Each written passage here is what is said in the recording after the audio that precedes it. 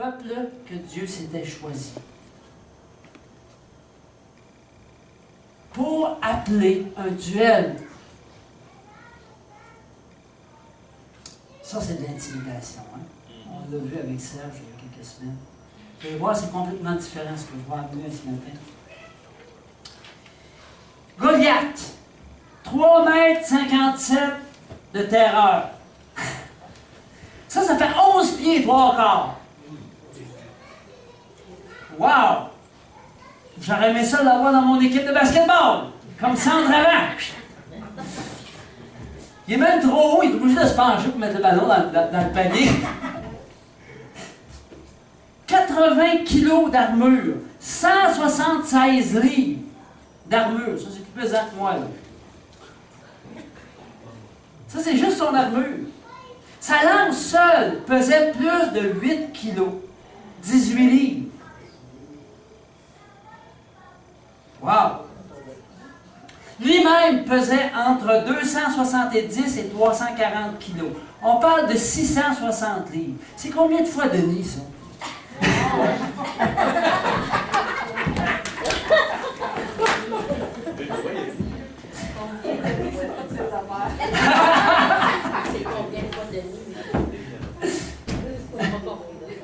À 660 livres de muscles.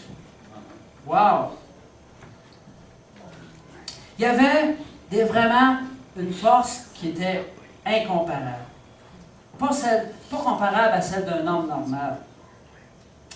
Ce matin, le titre, c'est 5 pierres polies. 5 pierres polies.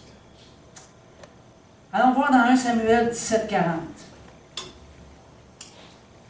Il prit en main son bâton, choisit dans le torrent 5 pierres polies, et les mit dans sa gibecière de berger. C'était un sac, ça.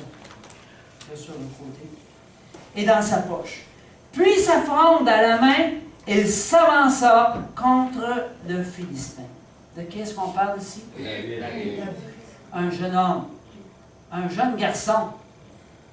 Paraîtrait-il blond avec des cheveux bouclés. Alléluia, Jésus. Merci, Seigneur, de ta présence ce matin. Nous voulons, Seigneur, être enseignés dans ta parole.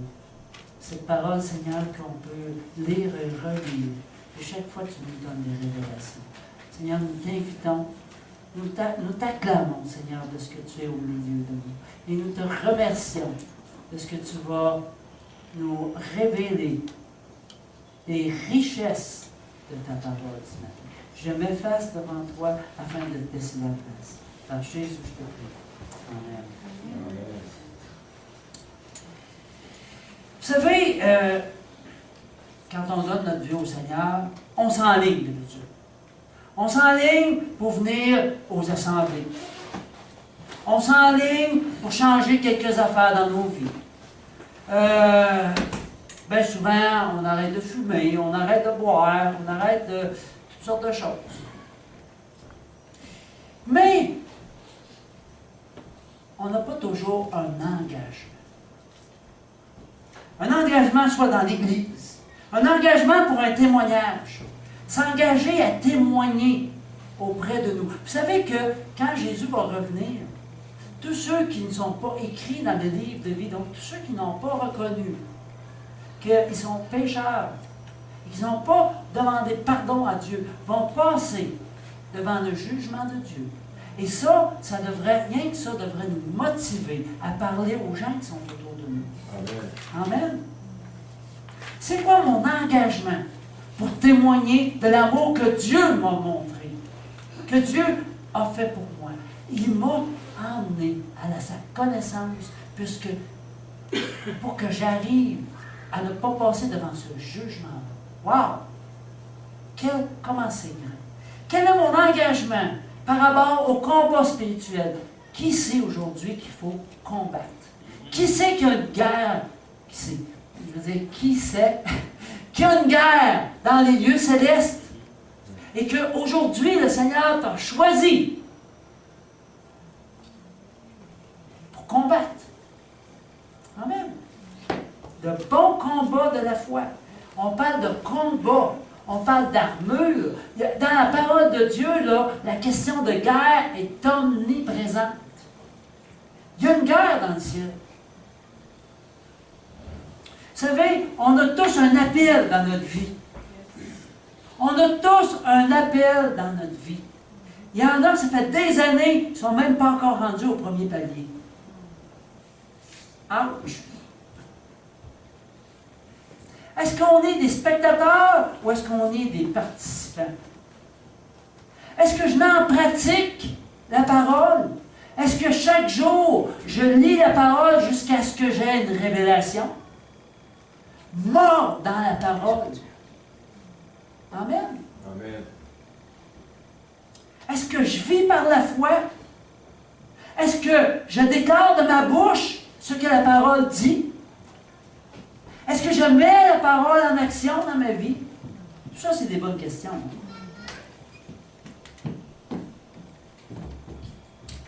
Revenons à Goliath. Numéro 8, Jérémie. Personne n'osait accepter le défi. Personne. Il y venait jour après jour pour insulter le peuple de Dieu. Et tout le monde restait figé là pendant 40 jours. Et pendant ce temps-là, les ennemis de l'Éternel triomphaient de cette lâcheté par les acclamations de Goliath qui était insultante. Personne ne bougeait. Je trouve que ça peut ressembler un petit peu à l'Église de Christ aujourd'hui. On est tellement préoccupé, on est tellement intimidé que trop souvent, on ne bouge pas.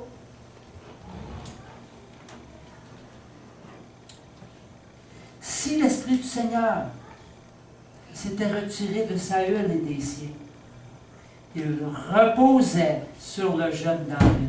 Alléluia! Il reposait sur ce jeune homme-là. Trop jeune pour partir à la guerre.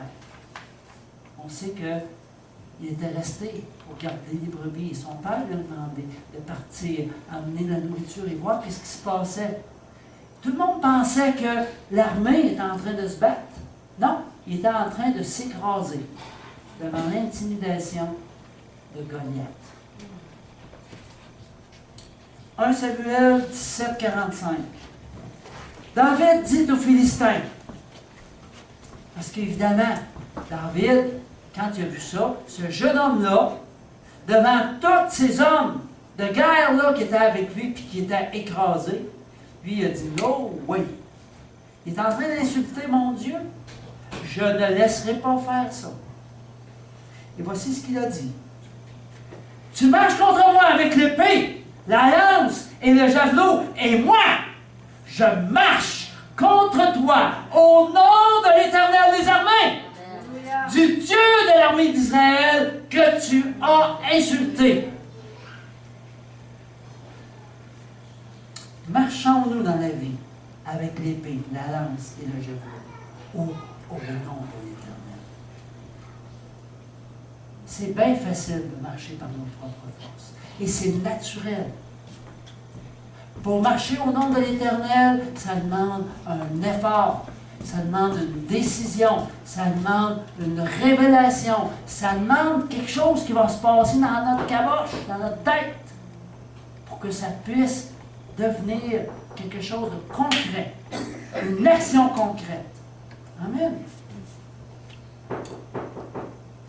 Quand l'ennemi vient, est-ce que je suis intimidé?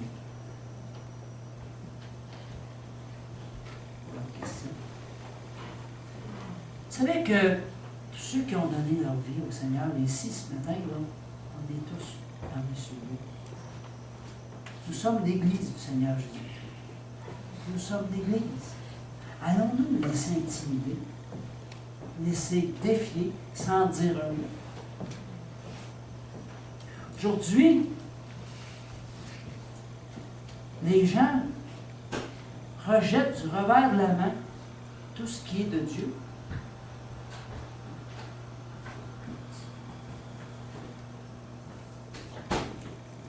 Et en ce moment, dans notre société, il y a des géants.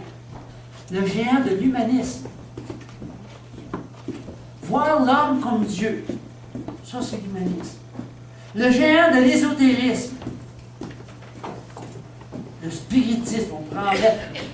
Le géant du catholicisme. Ça, c'est dans notre société. Mais pour nous-mêmes, quel géant que j'ai dans ma vie? Est-ce que j'ai une maladie qui est un géant dans ma vie? Est-ce que l'ennemi est venu me voler la prospérité que Dieu veut me donner et que le géant dans ma vie, c'est la pauvreté?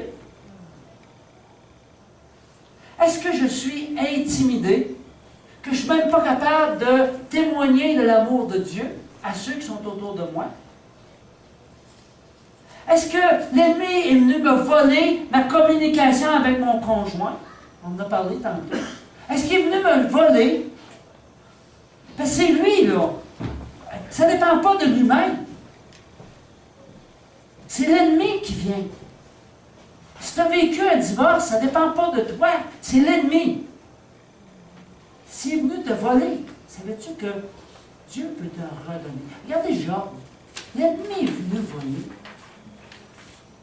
Et Dieu lui a redonné. Amen. Amen. Est-ce que vous croyez que Dieu peut vous redonner? Amen. Est-ce qu'on agit comme si? C'est moins d'amen. Hein? Pas toujours, hein? OK.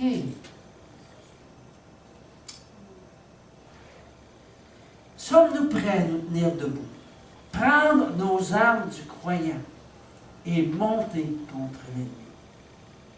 Au nom de l'Éternel des armées. Pour ça, ça nous oblige de sortir de notre zone de confort.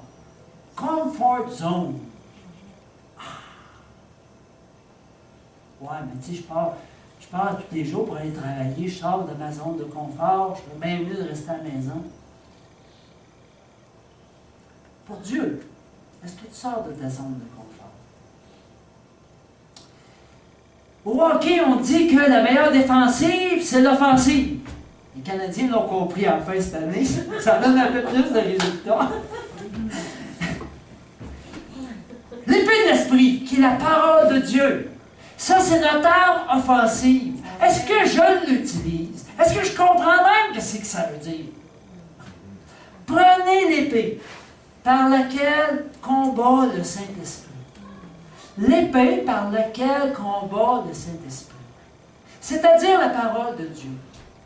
Expliquons-nous un petit peu plus. C'est l'épée avec laquelle Jésus a lui-même lutté contre Satan quand il l'a tenté dans le désert. Qu'est-ce qui s'est passé? Il a été pris. Yes. Amen. Amen. Jésus a répondu à Satan avec la parole de Dieu. Amen, amen et amen. C'est l'épée avec laquelle Jésus a lui-même lutté contre les démons du désert dans Matthieu 4, 1 à 11. Et à laquelle l'ennemi n'a jamais pu résister. Peu importe la grandeur du géant, Dieu l'a déjà vaincu. Amen. Il l'a déjà vaincu. Il faut que ça descende dans notre réalité. Fait qu'il faut changer notre mind. Vous savez, la foi, c'est d'être convaincu des choses qu'on ne voit pas. Tu ne vois pas la victoire dans ta vie, bien, sois convaincu, puis tu vas commencer à le voir. Amen? Amen? Puis ça, là, c'est l'inverse de notre tendance naturelle. C'est pour ça qu'il faut vraiment être transformé par le renouvellement de l'intelligence. Là, je suis sorti de l'écran, mais c'est pas grave. Amen? Pour ramasser les forteresses de l'ennemi. L'ennemi a placé des forteresses dans nos vies. Puis il faut que ça tombe. Donc, combattre le bon combat de la foi. Des fois, ça nous emmène dans le jeûne et la prière. En tout cas, dans la prière, c'est plus que des fois.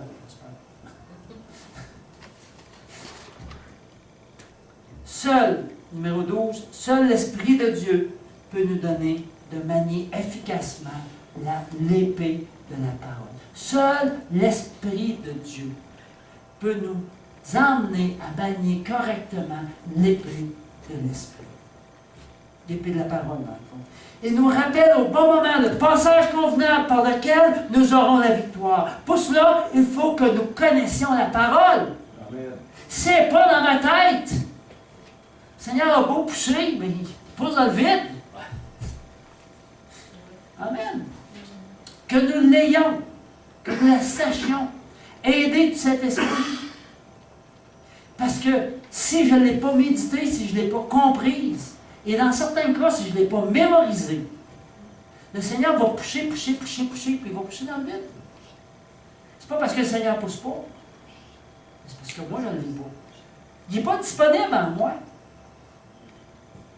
Il faut rendre ça disponible. De l'importance de grandir spirituellement. La croissance spirituelle, là, c'était le sujet en fin de semaine. Vous n'avez manqué une bonne. En tout cas, Raymond, c'était vraiment bénissant. D'ailleurs, la prédication était déjà préparée, mais ça m'a emmené des arguments de plus. Amen. N'oublions pas que cette épée, maniée autrement que par l'Esprit, peut même devenir une arme au service du diable. Chaque fois que de la bouche, je déclare « Oh, pauvre de petit moi! Oh, que je suis malade! Oh, que je suis pauvre! Oh, que je... je ne dis pas ça, hein? J'imite quelqu'un. Ça devient un arme entre les mains de l'ennemi. Comme les pharisiens, on peut se servir d'elle pour placer indûment les autres croyants sous le joug de commandement aussi. On peut se servir de la parole pour donner comme une sorte de fardeau à d'autres, comme les pharisiens faisaient. Ça n'a pas sa raison d'être. Ça fait que déclarons de notre bouche ce qui est écrit dans la parole de Dieu. Amen. Amen. Apprenons à déclarer de notre bouche ce qui est écrit dans la parole de Dieu. Et pour ça, disons, méditons. Il faut que ça passe par les 4 estomacs de la vache. La vache a 4 estomacs. Vous savez, c'est quoi ruminer? Hein? On prend la parole, puis ça digère dans un premier estomac. Un coup, c'est un peu digéré, on se renvoie dans le deuxième estomac, ça digère encore. Puis on retourne dans le troisième estomac, ça digère encore. Intestin ou estomac?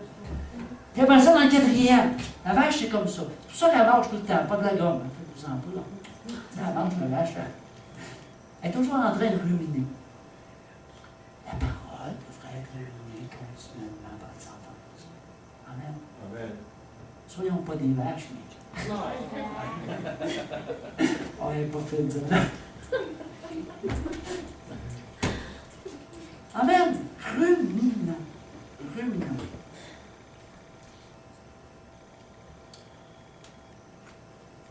Je vais faire un exercice avec vous autres qu'on a vu hier. Vous allez compter dans votre tête jusqu'à 10. Mais à un moment donné, je vais vous dire de dire votre nom. Je vais vous dire, dites votre nom. Et là, pendant que vous allez compter, vous allez dire votre nom à voix haute. OK? On commence tout de suite. Vous commencez à compter. Dites votre nom! Est-ce que vous avez pu continuer à compter? Non. OK. Donc, ce que l'ennemi est en train de mettre dans ma tête peut être arrêté par ma bouche. On vient de faire l'exercice. Amen? Amen. On vient de faire l'exercice. C'est pas merveilleux, ça? Moi, j'étais assez béni de cet exercice-là. Il disait, ah, wow! Faut que j'amène ça à Saint-Maléchie. Puis à l'Arrêt-Chemin. Amen. Donc, apprendre à faire face aux géants. Apprendre à terrasser les géants devant nous. Ils sont déjà terrassés. Il faut que ça descende dans le naturel. Vous savez, Jésus guérit encore les maladies, délivre encore les captifs. On a tout pour vaincre les géants. Est-ce qu'on est tous nés de nouveau? Oui. quand tu as donné ta vie au Seigneur, tu es né de nouveau. On est écrit dans le livre de vie. Wow! Quelle joie de savoir que je suis écrit dans le livre de vie. Que mon nom est écrit dans le livre de vie. J'ai reçu l'Esprit lorsque j'ai donné ma vie à Dieu comme une source. Alléluia! J'ai une source en moi. Je peux me réjouir. Et le Seigneur veut emmener bien plus qu'une source. Il veut emmener en toi un fleuve d'eau vive par le baptême du Saint-Esprit. Amen. Alors, tout ça est disponible. Il veut nous bénir des dons du Saint-Esprit. Les dons sont là comme des outils dans mon coffre d'outils. Portons donc des fruits. Portons donc les fruits de l'Esprit, le fruit de l'Esprit. Et les géants vont être vaincus. Amen. Amen. L'ennemi veut nous faire croire que c'est la volonté de Dieu que nous soyons malades, que nous soyons tous les problèmes qu'on peut rencontrer. Non! Dieu désire te bénir. Amen. Puis moi aussi. Amen. Amen. Il veut nous bénir. Amen. Et puis si la bénédiction n'est pas dans ta vie, commence à l'appeler. Commence à l'appeler. Et elle va venir. C'est un... Comment on dit ça, donc? C'est une règle, c'est un principe, oui. C'est un principe de la parole de Dieu. Oui, merci. Amen. OK, qu'est-ce que ça prend pour vaincre les géants? 5 pierres polies. C'est tout ce que ça prend. 5 pierres. 5 pierres. On est rendu au numéro 14, je l'ai vu, c'est ça. Est-ce que David, d'après vous, était capable, avec sa fronde,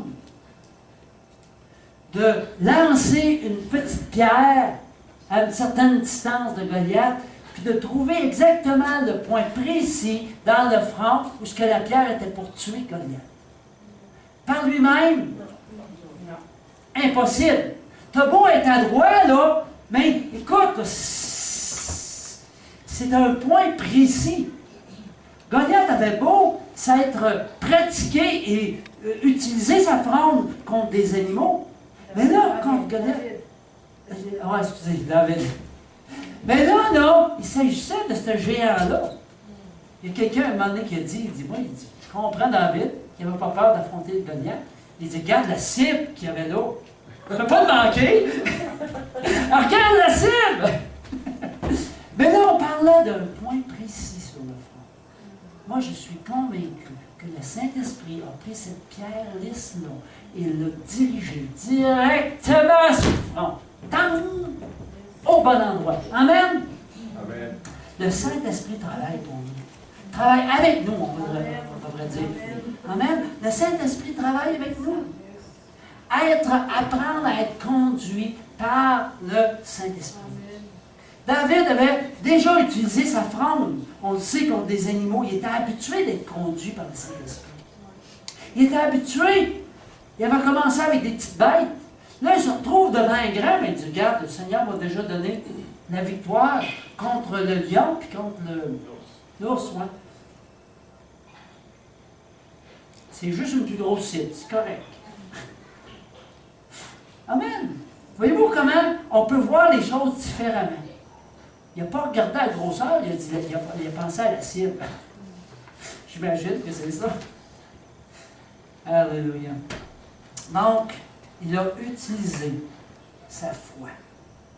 Amen. Apprendre à vivre victorieusement. Apprendre à vivre une vie abondante.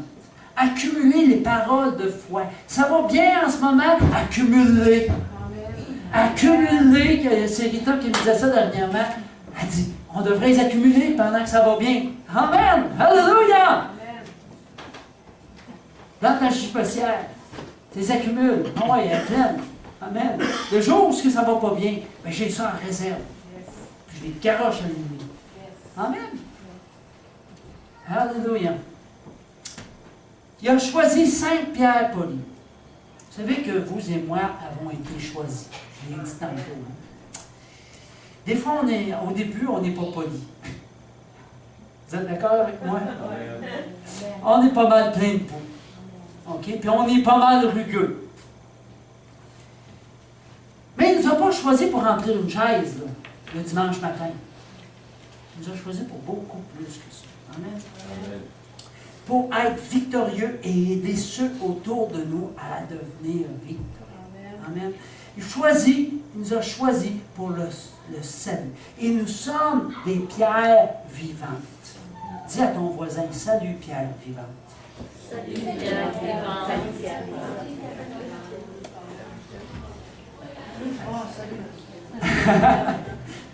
1 Pierre 4, 5. Approchez-vous de lui, pierre vivante, rejetée par les hommes, mais choisie et précieuse devant Dieu. Et vous-même, comme des pierres vivantes, édifiez-vous pour former une maison spirituelle, un saint sacerdoce, afin d'offrir des victimes spirituelles agréables à Dieu par Jésus-Christ. Donc, nous sommes tous des pierres pas mortes, mais vivantes. Vous savez que nous sommes le chantier de Dieu. Pas le sentier, mais le chantier. Un grand chantier de construction. Et Dieu est le grand architecte. Suivez-moi bien, c'est intéressant.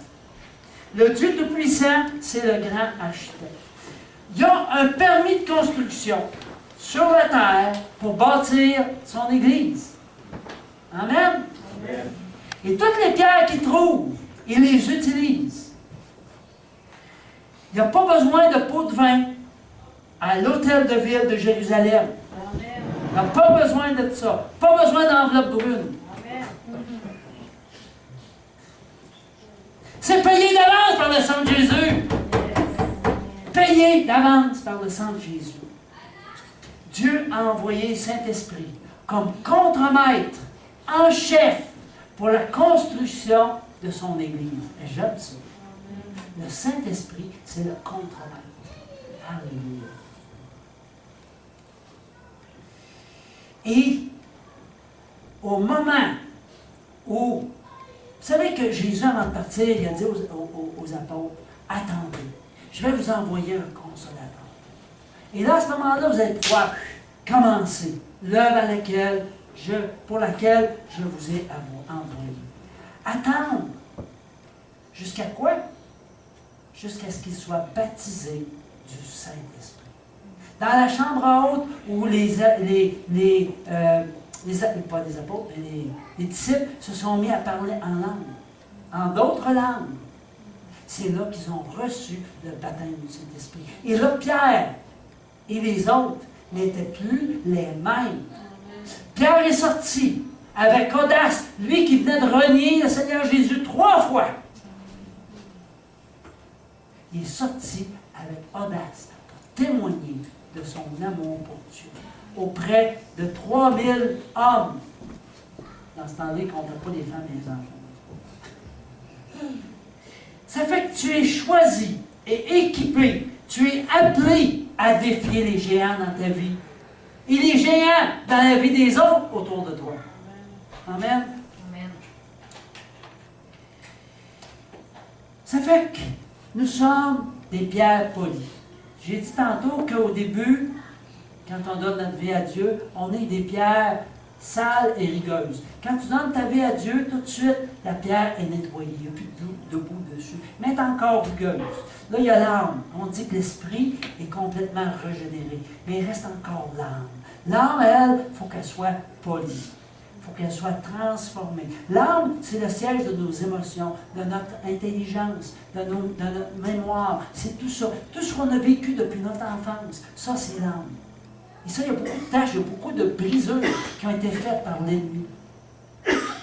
On dit des fois que ça peut être nos parents. Ce n'est pas nos parents, c'est l'ennemi. Amen? Alors, Dieu veut, à travers le sable et l'eau, mélangés ensemble, nous polir. Donc, il y a toutes sortes d'événements qui peuvent se passer, qui vont venir nous nettoyer. Amen? Amen. La parole nous purifie. La parole nous polie. Vous Ça polie notre caractère. De s'impliquer dans une église, ça polie. Je vous le garantis. Apprendre à se soumettre à l'autorité, ça polie.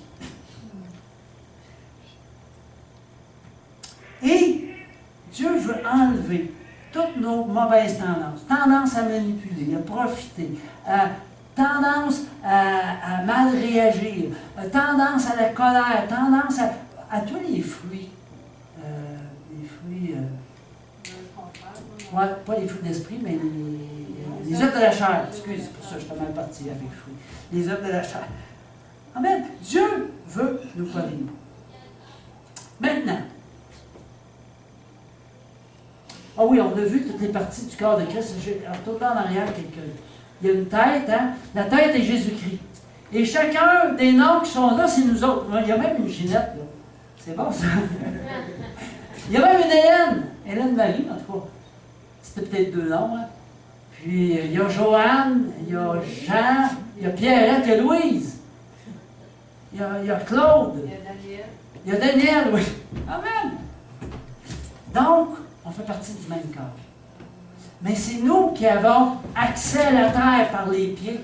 Jésus est la tête. Donc, il nous choisit pour qu'on puisse agir sur cette terre. Alors, si on vient s'asseoir le dimanche, habiter un banc, c'est tout ce qu'on fait pour Dieu,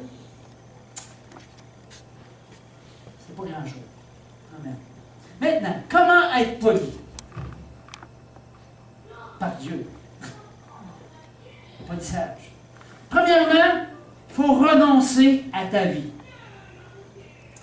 Paul a dit, je tourne un petit peu plus loin, Jérémie. Approchez-vous de lui. Non, c'est plus loin.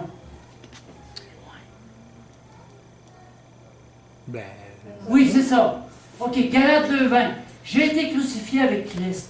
Et si je vis, ce n'est plus moi qui vis. Ce n'est plus moi qui vis. Dis à ton voisin, ce n'est plus toi qui vis.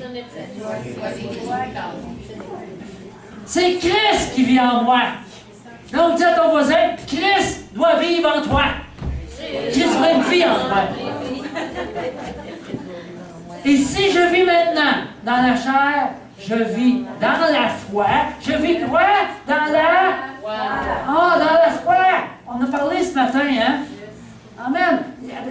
La prophétie qu'il y a eu ce matin parlait de foi. Dans la foi à qui? Au Fils de Dieu qui m'a aimé et qui s'est livré lui-même. Pour qui? Pour moi. Pour moi.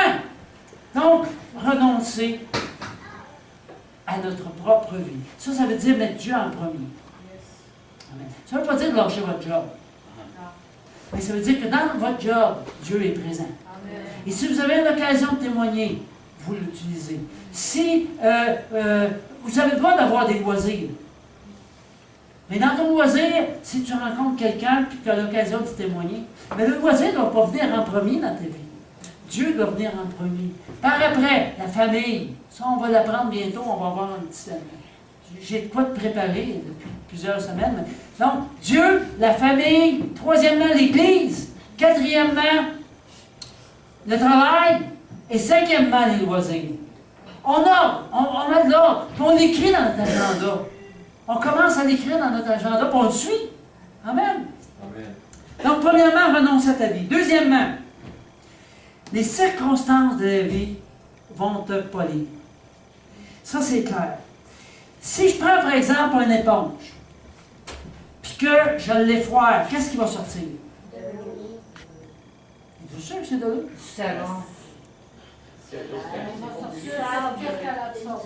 OK. Si j'ai mis de l'huile dedans, il va te sortir de l'eau? Non. OK. Si j'ai mis de l'eau, est-ce qu'il va sortir de l'huile? OK, il va sortir exactement ce qu'on a mis dedans. Vous êtes d'accord avec moi? Bon.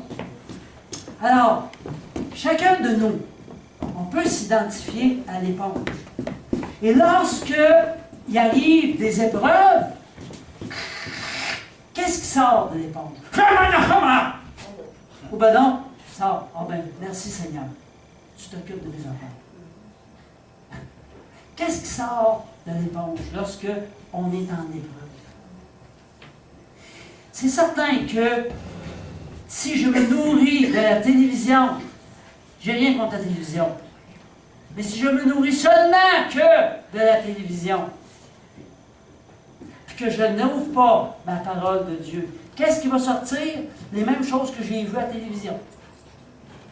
Mais si je me nourris de l'eau de la parole, lorsque j'arrive et que je suis coincé et pressé de toutes parts, il va sortir le fruit de l'esprit. Le fruit de l'esprit. Amen. Parce qu'il y a un fruit de l'esprit, plusieurs manières. Donc, l'éponge. Qu'est-ce que je suis l'éponge? De quoi est-ce que je me nourris? De quoi est-ce que je laisse entrer dans ma vie? Amen. Ça aussi, c'était dans le cours qu'on a eu en fin de semaine. Amen. Donc, renoncer à sa vie, les circonstances de la vie vont nous polir. Troisièmement, la soumission. La soumission aux 5 dons ministères pour le perfectionnement des saints. Donc, vous savez que Dieu, dans Éphésiens 4, 11, on nous parle de les 5 ministères. Ce n'était pas dans le temps des apôtres. C'est vrai pour aujourd'hui. On le voit aujourd'hui. Donc, nommez-moi les 5. Le premier. OK, l'apôtre, ici, c'est le pouce. Le pouce est capable d'aller toucher à tous les autres droits. Tandis que les autres droits, c'est pas mal dur d'aller toucher tous les autres. OK, l'apôtre. Après ça, prophète, pasteur, docteur ou enseignant, évangéliste. Amen. On a les 5. Les 5 sont là pour le perfectionnement des saints. En vue de quoi? En vue de l'édification du corps de Christ. En vue de faire l'Église. Donc, si Dieu met 5 ministères, puis que je me fous des ministères, que je n'écoute pas qu'est-ce qu'il enseigne, moi je suis convaincu que Dieu inspire les personnes qu'il met en place. J'en suis convaincu. Et je peux vous dire une chose, si je me tiens là ce matin, ce n'est pas par ma propre force, parce que je ne serais certainement pas là. Je suis convaincu que Dieu me donne tout ce dont j'ai besoin pour répondre à son appel. Ce n'était pas mon intention d'être ici en avant. C'était, il n'y a pas longtemps de ça. Et Dieu me place à cet endroit-là. Mais sans lui, je ne puis rien et je le sais. Amen. Amen. Donc, arriver à être en accord avec l'autorité. Quand l'autorité dit quelque chose, ben, on dit, Seigneur, merci. Peut-être que ça ne fait pas mon bonheur, peut-être que je peux poser des questions, ça c'est correct. Et si l'autorité décide de ne pas répondre à la question, parce que peut-être qu'il y a des choses qui font en sorte que ça touche à l'autre autour, ben là, à ce moment-là, on respecte ça. Amen.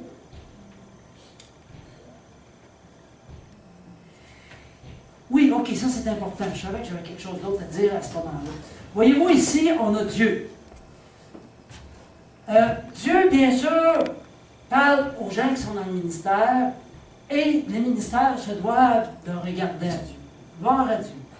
C'est bon aussi que les membres aient un lien avec les ministères, et que les ministères aient un lien avec les membres. Mais chacun des membres se doit d'avoir une relation avec Dieu. Amen. Ça aussi, c'est très important.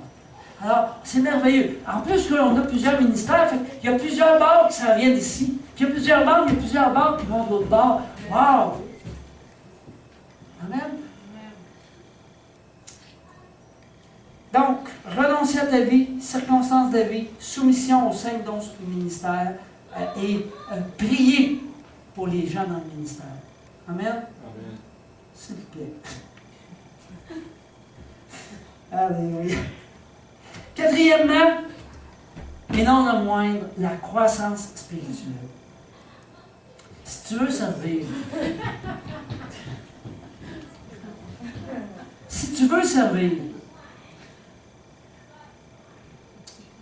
grandis.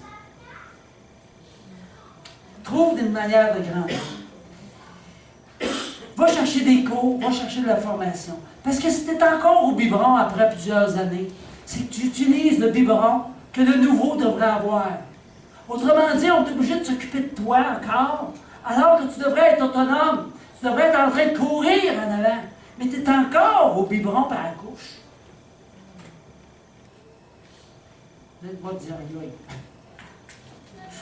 Non, mais tu sais, c'est peut-être raide, mais Dieu veut vraiment utiliser son Église. On sait qu'il revient bientôt. Les signes sont de plus en plus clairs. Les choses arrivent. Amen. Il faut être prêt. Et bien souvent, on marche par les sentiments. Mais le sentiment, le senti, ce que je ressens, ne dit pas la vérité. Le sentiment. Sentiment. Ça aussi, je l'ai vu en fin de semaine. Amen. Il faut comprendre ça, que ce que nous ressentons, ce n'est pas ce qu'est la vérité de la parole de Dieu, bien souvent. Donc, il faut commencer à changer ces choses-là, en déclarant notre bouche, en allant chercher notre ressource dans la parole de Dieu. Je finis bientôt. Cinquièmement, donc, renoncer à ta vie, les circonstances de la vie vont te former, soumission au don ministère, la croissance spirituelle et le service dans l'Église. Pas le service à Jean-Yves, le service dans l'Église. Vous savez, là où sont les besoins. Et là, je vais vous raconter une petite histoire. Le fameux dernier repas que Michel-Ange a peint, où est-ce que tous les disciples, là, ils ont déjà les yeux rendus dans l'au-delà.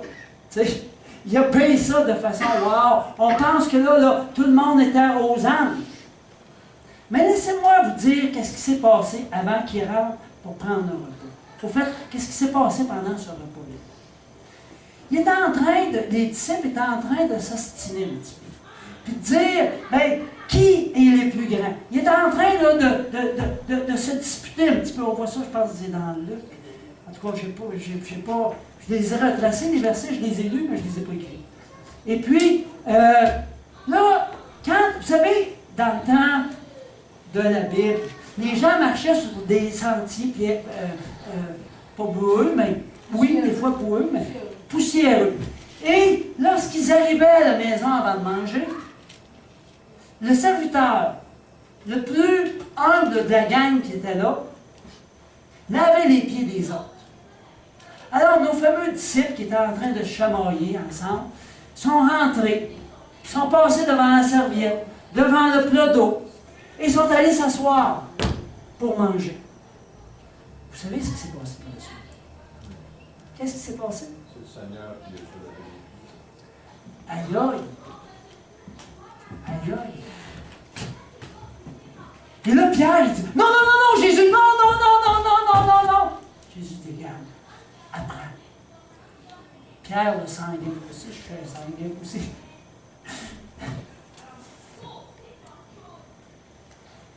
Il a dit, non. Toi, Seigneur, tu ne me laves pas les pieds.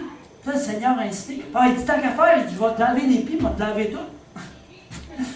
Crée Pierre, va. Il n'avait pas encore appris, hein? Il n'avait pas encore appris. Alléluia. Alléluia. Trop occupés à s'élever eux-mêmes. Et pour le service dans l'Église, je vous dis, cherchez le baptême du Saint-Esprit. Si tu as reçu le baptême du Saint-Esprit, recherche le renouvellement dans le Saint-Esprit. C'est tellement indispensable. Indispensable. Donc, renoncer à sa vie, les circonstances de la vie, la soumission au don ministère, la croissance spirituelle et le service dans l'Église. C'est peut-être pas complet, j'aurais pu en rajouter d'autres, mais c'est les 5 que le Seigneur me mettait à cœur ce matin. Donc, dans la main de David, ces pierres polies ont fait leur effet. Pourquoi? Parce que David avait la foi. Parce que David avait la foi. Et la fronde, on pourrait la comparer à l'épée de l'Esprit. Amen. Alors, est-ce que ce matin, tu es seulement aligné? Que tu viens habiter une chaise? Ou si tu es vraiment en action pour Dieu? Est-ce que tes paroles déclarent la défaite ou tes paroles déclarent ce que la parole de Dieu dit? Est-ce que tu prends le temps dans la parole de Dieu? Est-ce que tu prends le temps d'aller chercher les révélations que Dieu a pour toi? Est-ce que tu as fait de Jésus ton Seigneur? Oui, tout le monde ici ont fait de Jésus leur sauveur. Mais faire ton Seigneur, ça veut dire qu'il devient plus important que tout le reste. Est-ce que tu es un spectateur ou un participant? Next. Ne dis pas à Dieu, j'ai de grands problèmes, mais dis à tes problèmes, j'ai un grand Dieu! Amen. Alléluia. Next.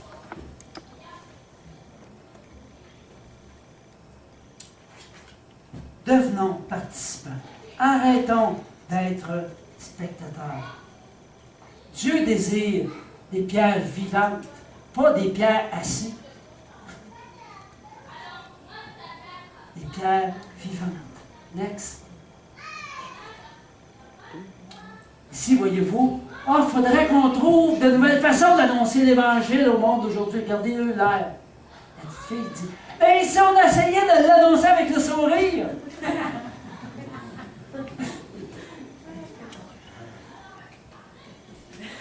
Souriez. Sourions. Dieu nous a donné une vie éternelle. Dieu nous a tout donné. Tout est là. Tout est là. Sourions. Next. C'est tout, hein?